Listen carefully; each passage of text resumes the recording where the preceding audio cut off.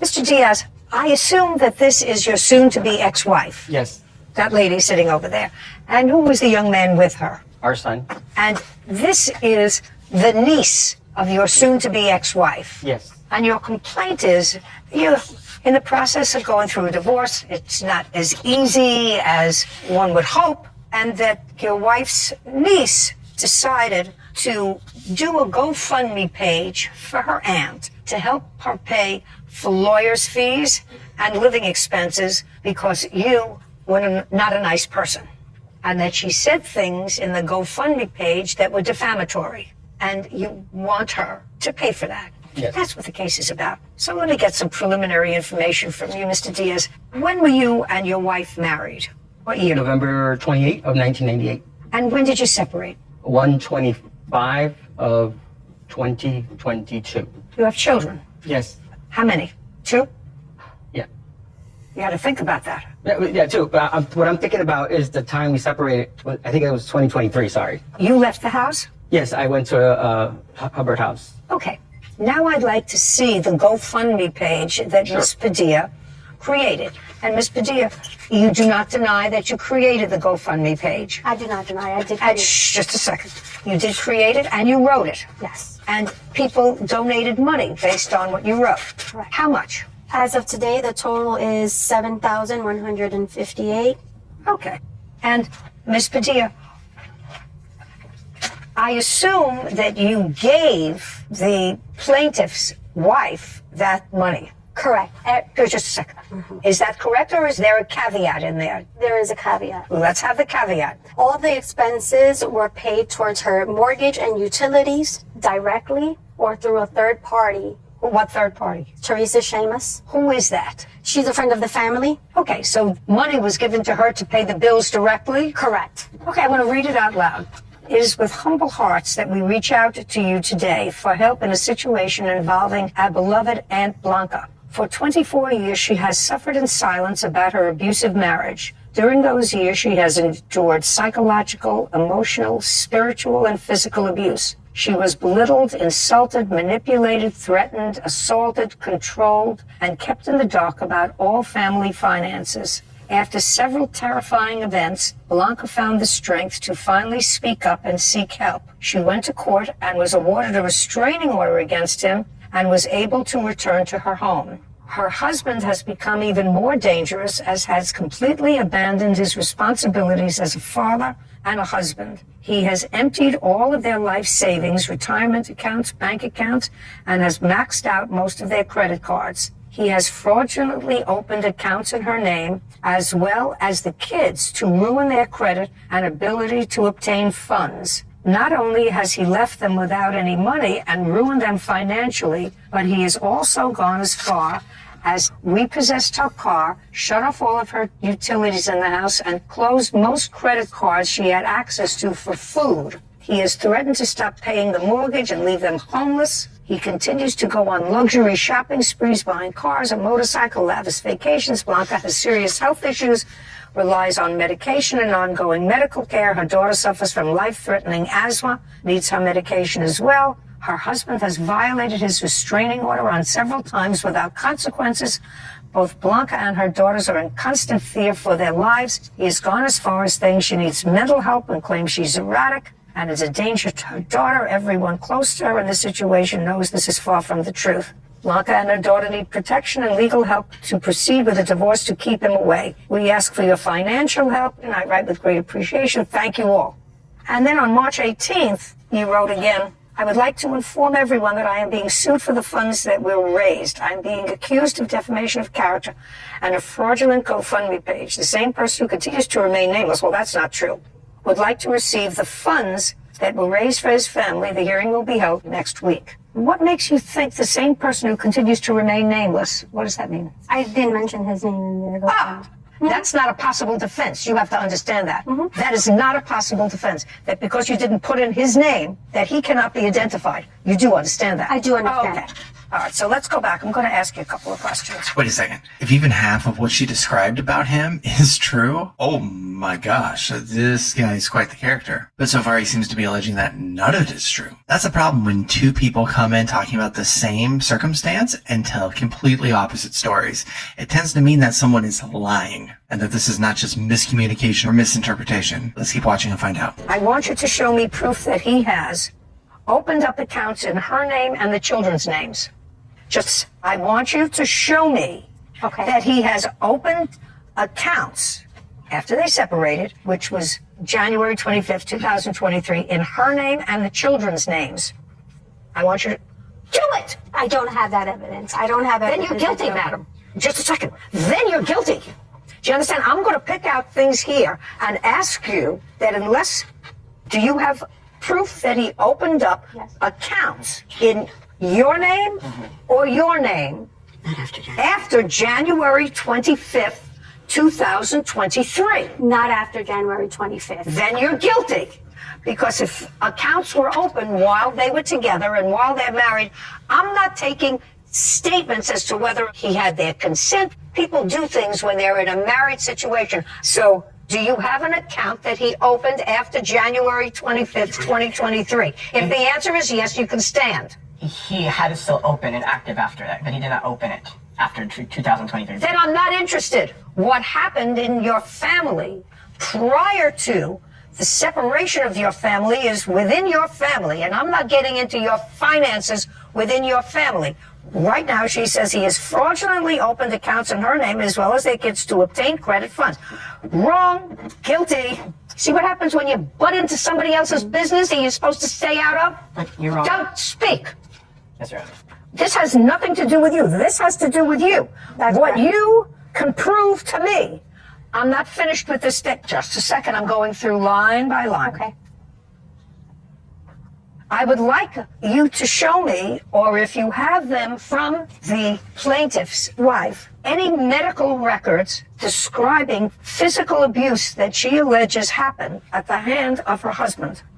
Do you have any? I don't have medical records. Doctor's reports? No, I don't have medical records. Here we go. Do you have any proof that the plaintiff violated a restraining order that is in place against him? Yes. I'd like to see it. So I have the arrest. No. I just want to see. There's a protective order. There's an injunction, yes. There's a protective order. And these are the police reports, the arrest warrant. Okay, I'd like to see it. Okay. And I have the injunction as well.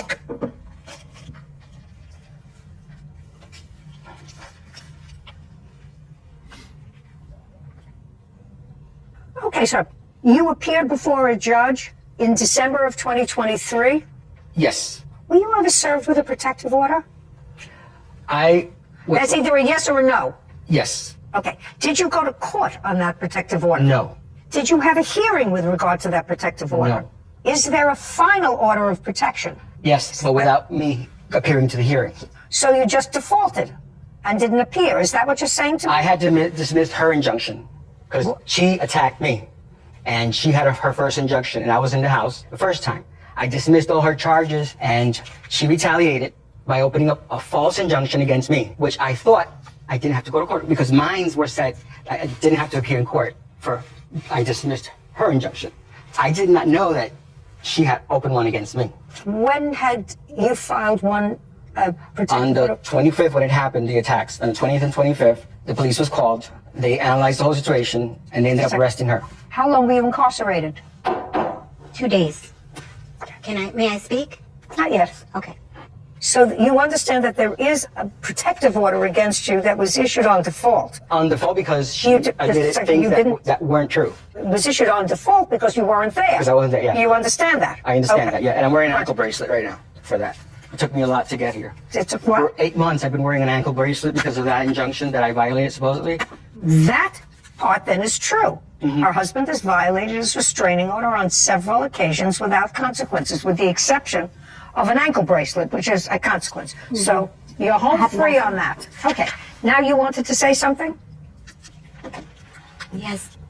I want to say that on January 26th, I went to the Hubbard House, which is a domestic shelter. I want to hear what happened before that? Was that before or after your arrest?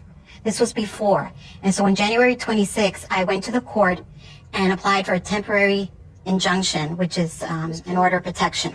He was served on February 1st. In retaliation, he went to the police and he had me arrested February 2nd under false charges. What did he allege in the action that he filed against you, that they arrested you? You have to have known. There were scratches, which he alleges, and I have photos of the scratches. He says that she, yeah, And he alleged that she scratched you. Yes. Okay, have a seat.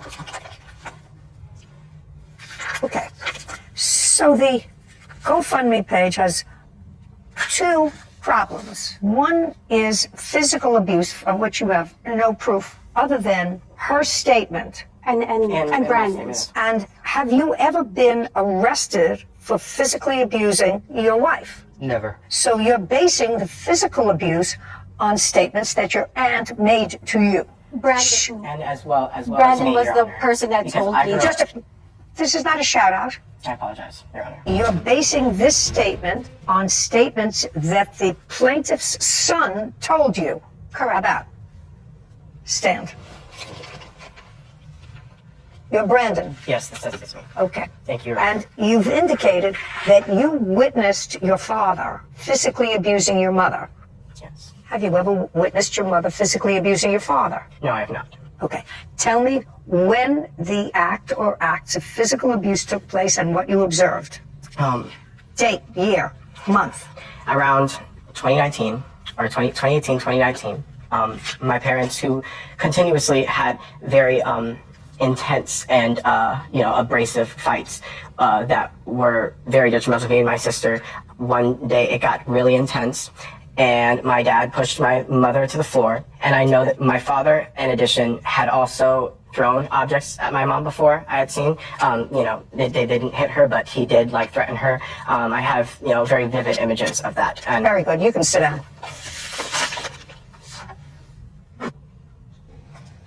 No. No. Okay. There are probably some things in your GoFundMe page that are accurate. I probably would believe that during the course of this acrimonious separation, and they've clearly had fights, which according to your witness, were intense between both of them. Now, he didn't say just his father. He said they were intense fights. That being said, I believe that he emptied the bank accounts. I believe that he cut off her credit cards. That's what people do when they get separated and it's acrimonious. That's what happens. And you can put that in here because that's true. You can't put in things that aren't true. And you put in things here that aren't true, and that's defamatory. You can't do that. In any event, you should have kept your nose out of other people's business. I wasn't going to let her drown. When he left her and he tried to destroy her. Just a second. I did Listen to everything me. in my Are you ability trying to help. talk over me? You can help. You cannot say things on a public forum disparaging someone else with stuff that you can't prove. And you can't prove that he fraudulently, after the separation, opened up bank accounts in her name and the children's name in an attempt to ruin their credit. You can't prove that. This is defamatory. You're accusing him of fraud, and you can't prove it.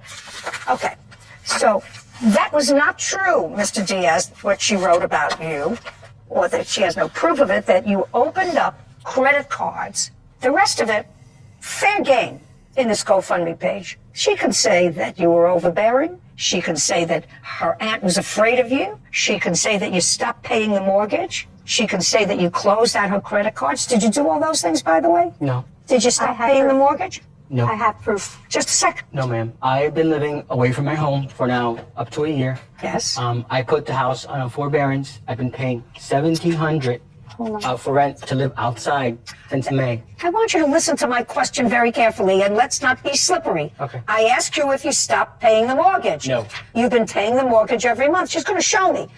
I don't want to know that you've been paying someplace else to live and you stopped paying. That's a reason. I'm just asking you a question. I expect an answer. Okay, so did you pay the mortgage? I paid up until I left the house. When I left the house, Well, that was in January of 2023. I had to call in. I said I was no longer employed, and I had to put the house on forbearance. Okay, fine. So- So the answer is you stop paying the mortgage. Okay. The only thing that she wrote here that she has no proof of, which is a crime, is opening up credit cards in somebody else's name. And when you do that, and it's after parties have separated, and if you do it for the purposes of ruining their prospective credit, well, that's a crime. And she has no proof of that. Never done that. Okay. I try to resolve this GoFundMe page amicably with her. These are her responses. I don't care what her responses Okay. were, sir. Actually, she's not allowed to say anything that's untrue, accusing you of committing a crime on her GoFundMe page. Checking for the plaintiff in the amount of $3,000. We're finished. This court is adjourned. Next time, I'm going to suggest to everybody else they stay out of other people's business. I think we've all known somebody who has done something that we know for a fact happened, but we can't prove it. But we know based on history, based on other things we've heard, we are confident in the fact that they did do it. Maybe that's what happened here, but when this becomes a legal issue, especially when you put it on a public forum like GoFundMe, if you don't have the evidence to back it up, you are defaming that person. And that's not good. And that's how you end up losing a case like this. Now, did he do these things? I don't know. I'm not going to pass judgment in that way, especially when it comes to the credit cards. But we have a good idea that he stopped paying the mortgage. And a lot of this case revolved around stalking, even though that's not what the bulk of the episode was about. And he has an ankle monitor for some reason. And those are just something that get passed out either. So whatever he did was pretty serious. Does that mean that he did everything though? No. You can pass a judgment, you can infer, but we don't know for sure. And that's where you gotta be careful about what you post online. Because what if he didn't? What if you're attacking his character because of past things and then try to create something that would fit the character but didn't actually happen? That's why we have cases like this, because if you can't prove it, then you can't say it online. Not in the way that she did. I think obviously there was a lot of ill will in this case. I think these people had hurt each other for a long time in many different ways. Sure, maybe credit cards were opened, maybe credit cards were maxed out while they were married and didn't get settled afterwards. I don't know. It kind of felt to me that everything was being bundled together, but at least with the evidence presented, we don't know that that's true. It sounds like a very difficult marriage, a tough situation. I'm glad that they're no longer together. Hopefully they can find their respective peace and stay away from each other and find life without each other, especially for the sake of their family. But what did you think about this case? Have you been in a situation like this before? How did you handle it? Let me know all about it in the comments. Thanks for watching.